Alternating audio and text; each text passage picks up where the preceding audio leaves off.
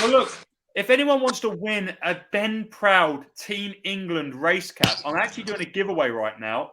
All you've got to do is sign up to the mailing list on my website, www.TheSwimsuitGuy.co.uk. Sign up to the mailing list, and on the 21st, I'm giving away lots of cool stuff: a Chad Leclos signed shirt, a Brett Hawke signed suit, a Ben Proud Commonwealth Games cap. And it could be all yours to win if you just sign up to the mailing list. The link is sign up for it. Also, if anyone wants to win a Joe Litchfield ISL hat, a Joe Litchfield Commonwealth Games hat, or a James McFadden Commonwealth Games hat, sign up to follow me on Instagram. All right, James Gibson. How's my microphone today? Oh, brilliant. Is that better? Clear. Is that better? That's good. The other day was a nightmare, wasn't it? 50 freestyle just happened. Your athlete, Ben Proud, nearly taking it. Wow, what a race.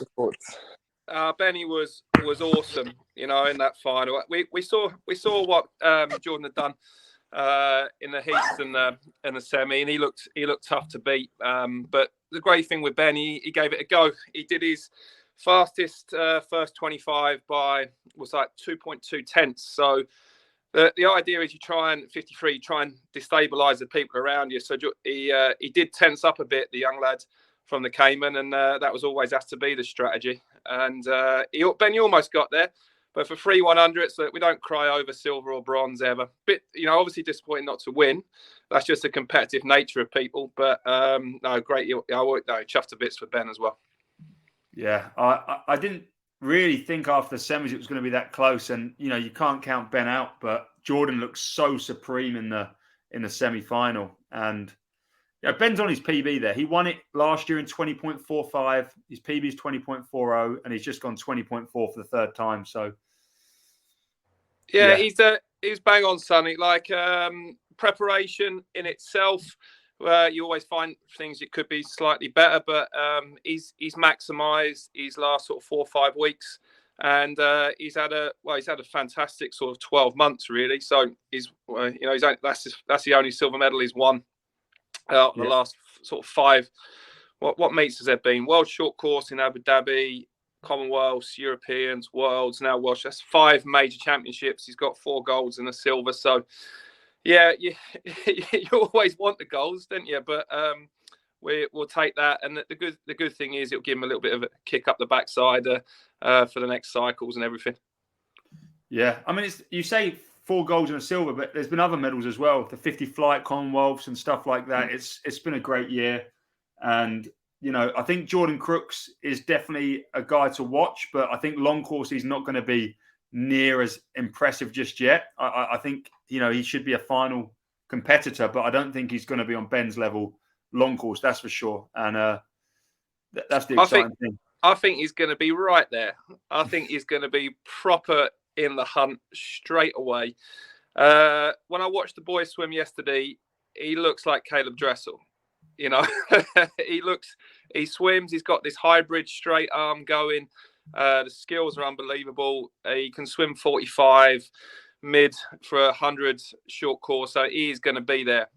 He will be there in the 50 long course, no question. And he'll be down 21 lows in the long course meet, and that's just the nature of the event, Like, look, two lads from the islands got medals. Dylan as well, Cayman Islands and Trinidad. It's just so competitive. You got Florent Manadou, Grousset in that final as well.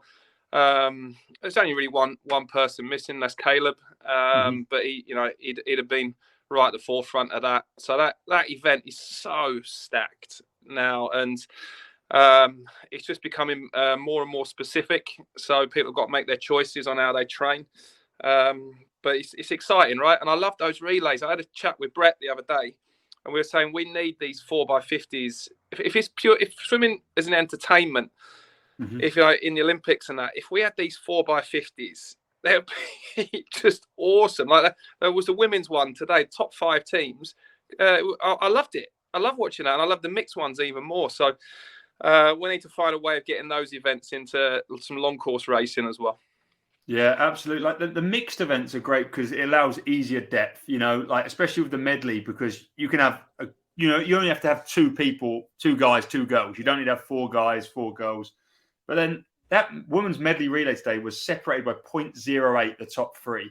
And the Sweden team didn't have Sarah Sjöström either, which is, they could have won that with Sarah on a different day. And that can be said about a lot of things, but I don't know why they're not an Olympic sport. I don't know why they added the 800 and 1500 for women and men in opposed to 4x50s. Yeah, it's a lot more entertaining. I think everyone loves those fast races. They do. Now, did you see Emma McKeon's 50 freestyle there? Yeah, fantastic. She's class, isn't she? She's had an absolute storming year again. Picking and choosing her events and what she did, like in terms of the major focus, didn't do them all. But she's absolutely outstanding. And the Aussie women, the depth in their freestyle, the rest of the world is, apart from people like Sarah, they're miles behind. Yeah. And there's just hundreds of them, like Molly O'Callaghan's swimming backstroke. Yeah. At the meet. What do we know her from? Freestyle as well. So they've got this depth at the minute that seems untouchable in the women's sort of freestyle events. But they're, I still think we're still waiting. We haven't seen a woman swim as fast as what they can do in the 53 yet. We're still waiting. Yeah, absolutely. Right, James, cheers for coming on. We're going to wrap the show up. The racing's finished, but cheers for watching and see you tomorrow for the last day. I'll come in, Sunny, on the last day. Well, please, I've sorted out the echo. All right? Yeah. James, you can stay around. I'm just going to end the broadcast. I'll stay